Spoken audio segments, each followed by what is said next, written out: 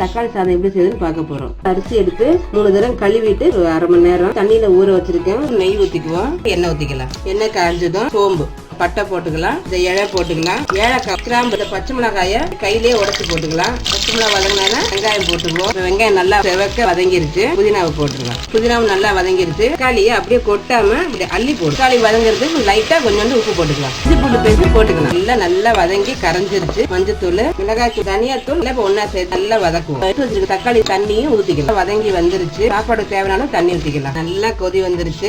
அரிசி எடுத்து போட்டு தேவையான உப்பு போட்டுக்கலாம். இப்ப மூடி ஒரு விசில் வந்துருச்சு. ஸ்டவ்வை ஃபுல்லா குறைச்சு சாப்பாடை கொஞ்சம் தம்முல இருக்கணும். 5 நிமிஷம் ஆயிடுச்சு. இப்போ ஆஃப் பண்ணிட்டேன். கேஸ் ஃபுல்லா இறங்குற வரையும் வச்சிருக்கணும். அப்பதான் தனித்தனியா பொல பொலன்னு இருக்கும். கேஸ் ஃபுல்லா இறங்கிருச்சு. திறந்து பார்க்கலாம். திறந்தோடனே லைட்டா கீழ இருந்து மேல வரையும் சாப்பாடை கிளறி விடணும். தக்காளி சாதம் ரெடி.